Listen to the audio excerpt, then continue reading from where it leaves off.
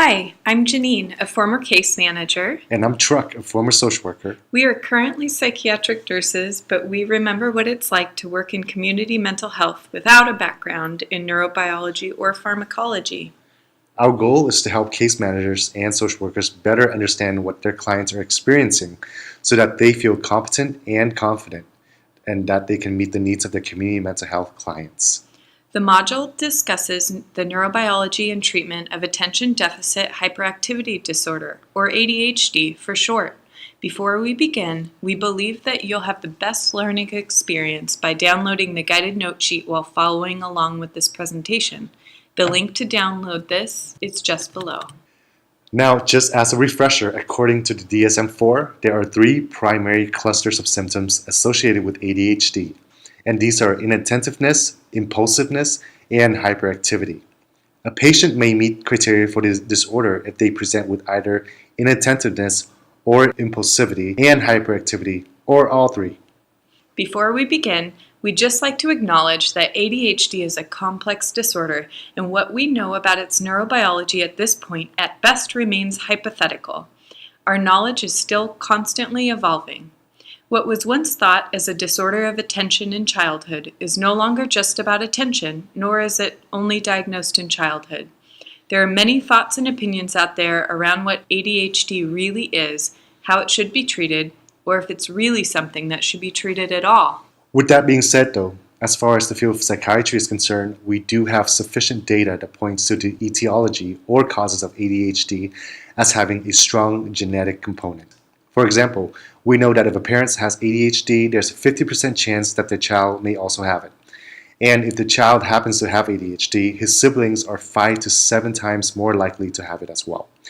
Based on what we do know about how the brain works, we can infer our best, most educated hypotheses on what's causing the disorder. We also have good evidence-based data that suggests high efficacy of medication treating ADHD.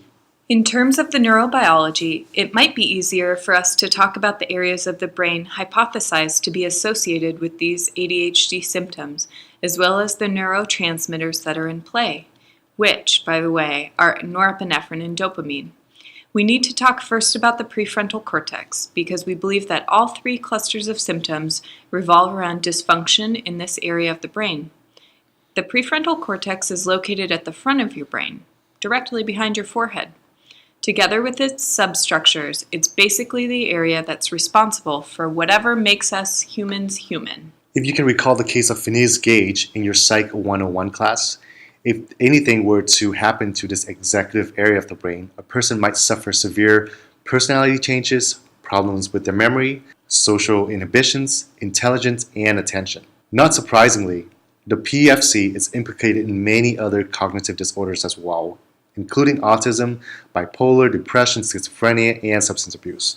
As far as ADHD is concerned, though, our hypothesis is that when the PFC is not processing information right for any number of reasons, this results in ADHD symptoms. Our other hypothesis has to do with the neurotransmitters dopamine and norepinephrine. What you need to remember is that just like the story of Goldilocks and the 3 bears, firing of these 2 transmitters has to be just right in order for the prefrontal cortex to work efficiently. That is, too much or too little activity with the norepinephrine and dopamine neurotransmitters may lead to ADHD symptoms. Most medications for ADHD are geared towards increasing as well as modulating the firing of dopamine and norepinephrine. This is also why you've probably heard that ADHD meds often have an opposite effect on people who do not have symptoms. Because simply put, their prefrontal cortex is already functioning in a way that it should. There are 2 classes of drugs the FDA approved for the treatment of ADHD, the stimulants and the non-stimulants. In general, non-stimulants like Strattera do not have abuse potential because they work through mechanisms that do affect activity in the prefrontal cortex, but miss the pleasure center of the brain. In general, it takes about 4 to 6 weeks for these medications to show whether or not they're effective. Stimulants, on the other hand, are drugs that affect the PFC and, as its namesake, may also stimulate the pleasure center. The point is this, it works very well for people who truly need these medications for their brains to work optimally, if they take it as prescribed. If taken as prescribed, stimulants usually works right away, and there's a low risk for abuse and dependence because they typically leave your system within 12 to 24 hours. However, there is a concern that stimulants can sometimes be diverted and used by people who do not have ADHD for the euphoric dopamine effect. Some other side effects with stimulants that are initially present but may go away over time include insomnia, loss of appetite, headaches, jitteriness, and stomach aches. Other, more adverse symptoms that you'll need to know about are if your client develops a new tic, they have worsening aggression or psychosis, or they report suicidality while they are taking this medication. There is also a black box warning for stimulants, and that has to do with increasing the risk of sudden cardiac death in people with a history of heart problems. Again, the potential for diversion of these drugs is very high, and it remains one of the highest class of federally controlled substances. So why do we even bother using this in the first place? Well, because it works. In one long-term, rigorously controlled study, stimulants were established as the first-line, most effective treatment for children with ADHD, far superior than behavioral therapy alone. When working with clients with ADHD, you'll need to know that for the most part, ADHD manifests itself a little bit differently across the lifespan. All three cardinal symptom clusters are usually present in children. These clusters are inattentiveness, impulsiveness, and hyperactivity.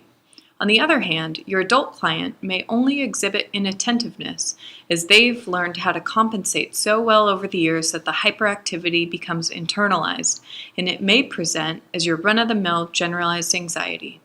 Of course, not all patients with ADHD will present with these signs, but you should be more suspicious of ADHD when your client reports things like a history of substance abuse, many failed social relationships or occupational problems, impulsive decisions, or frequent accidents. If your client is already diagnosed and is being treated for ADHD, it's important to implement your psychotherapeutic skills in helping them manage problems and chronic stress. Because as we said before about stress, a little bit is good, but constant stress over time will just worsen about any condition. The reality is that ADHD in adulthood is both so prevalent and comorbid with so many other disorders that it's often very difficult to diagnose and treat. Nonetheless, your input is important in the management of these clients' conditions. And as you can see, there are options available to help.